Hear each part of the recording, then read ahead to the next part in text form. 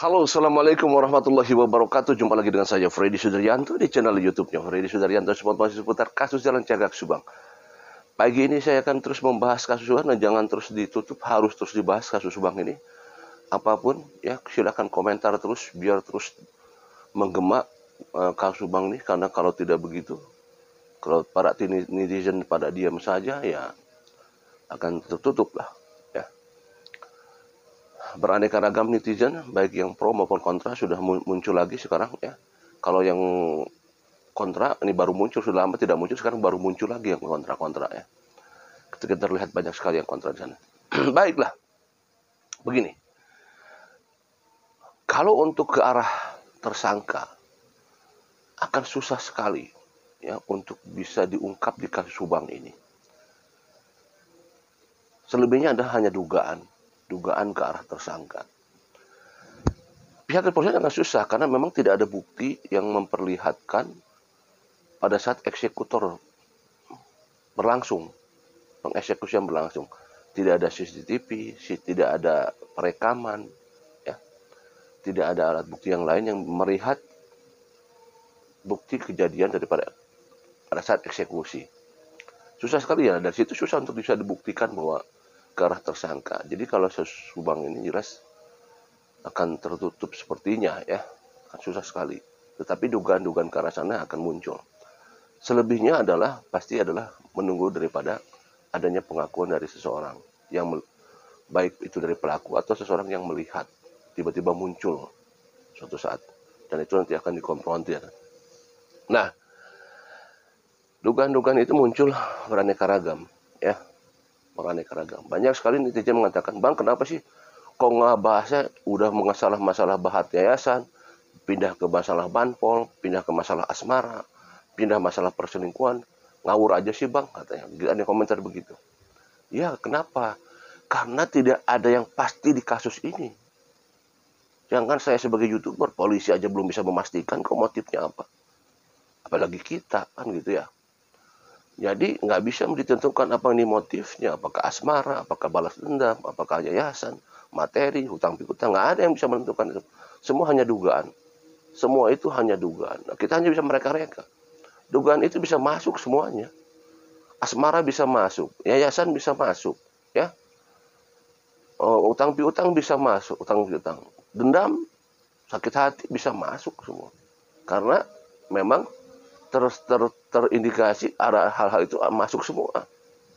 Katakanlah kalau masalah asmara masuk karena ada yang diduga seseorang itu suka dengan almarhumah Amelia, ya. Diduga, itu kan diduga ada seseorang yang suka dengan Amelia. Kasusnya Semara, ada seperti itu yang bilang, ya kan? Diduga, ada informasi sampai begitu.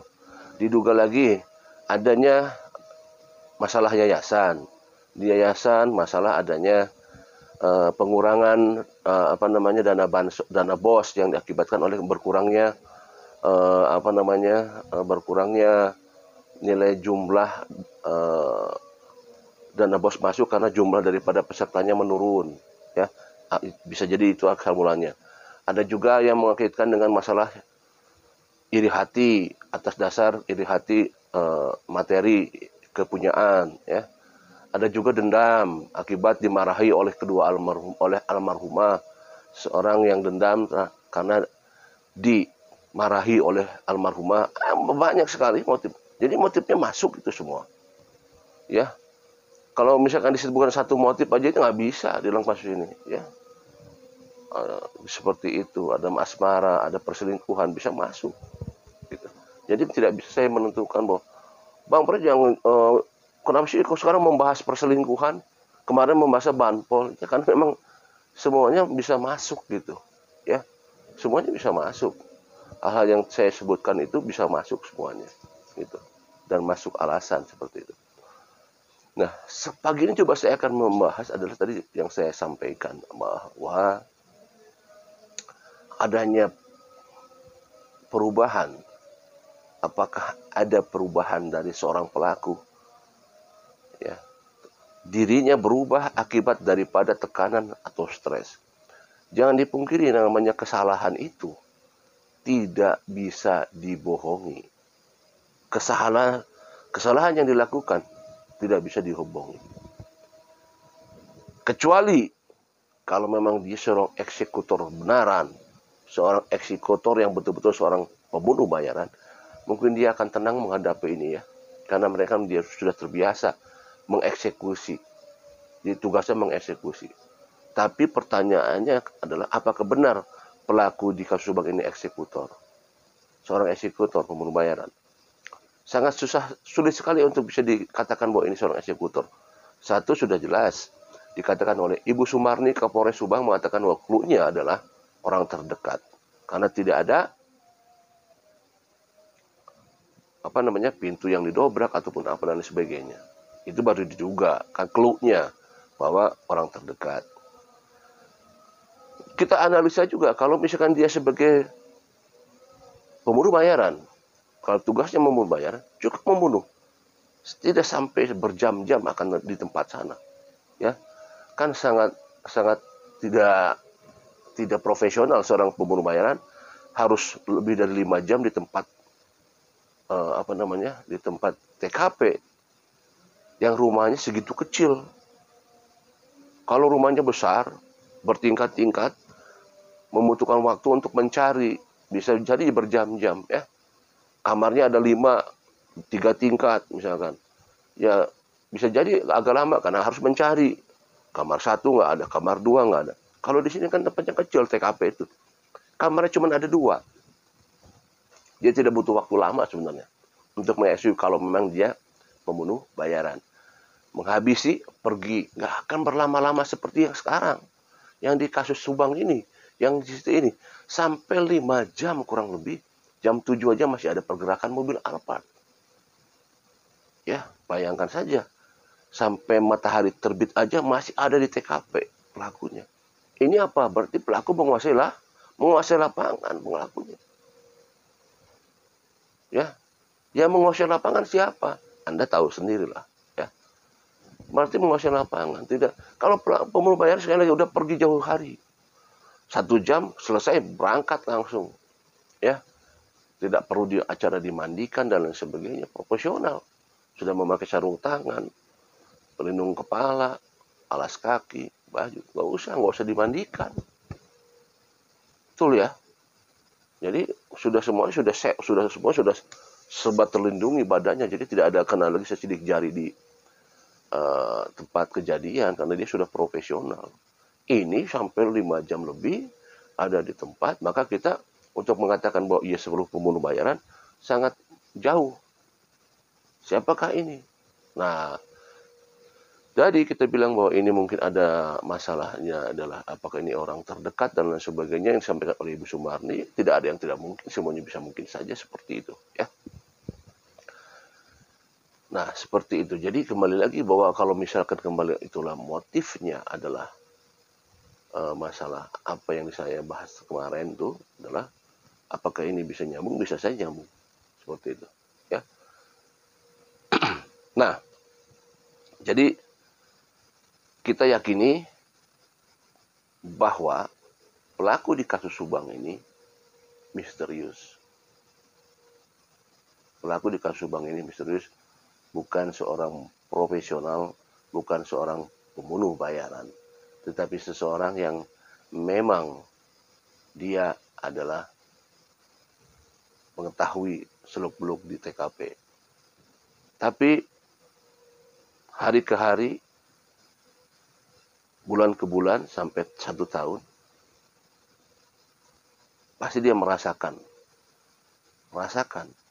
Yang saya sampaikan tadi, kalau pembunuh bayaran tidak akan pernah merasakan ini. Tetapi kalau dia bukan pembunuh bayaran, maka dia akan merasakan yang namanya tekanan jiwa. Yang adanya stres, itu tidak bisa dipungkiri. Bisa jadi pihak kepolisian bisa membebaskan. Bisa jadi pihak kepolisian tidak bisa menangkap siapa pelaku Anda. Tapi jangan salah, Tuhan yang akan menangkap Anda dengan caranya. Buat Tuhan bisa saja dibuat Anda stres. Yang sangat berkepanjangan. Stres itu akan terus muncul. Kenapa? Rasa bersalah. Dosa besar tidak bisa dipungkiri. ini dosa besar, ancamannya luar biasa kalau di agama Islam, ya. Ini dosa yang sangat besar, mengambil nyawa orang. Kalau nyawa orang, orang ini dosanya itu semua dilimpahkan kepada sang pelaku. Kalau dia orang normal, maka berkepanjangan bukan hanya hitungan tahun, bulan, minggu, atau hari, jam, detik akan terus pikirannya terus dihantui. Mau ke kamar mandi takut, mau ke sana takut, mau ke sini takut.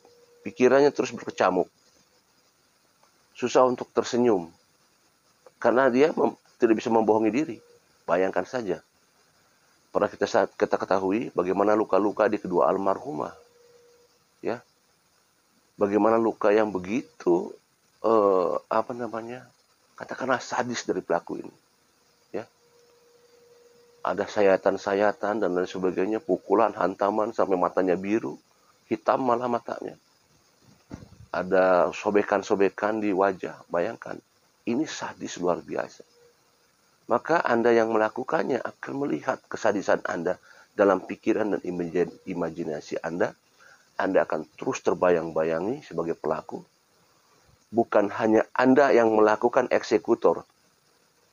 Bukan hanya Anda yang melakukan eksekusi, tetapi orang-orang yang melindungi, membantu, melindungi, itu pun akan terkena imbas daripada ancaman Tuhan. Karena apa? Tuhan itu tidak tidur. Melihat yang Anda lakukan, akan ada balasannya pasti. Mau dalam waktu dekat atau dalam waktu yang lama, balasan itu akan muncul. Muncul.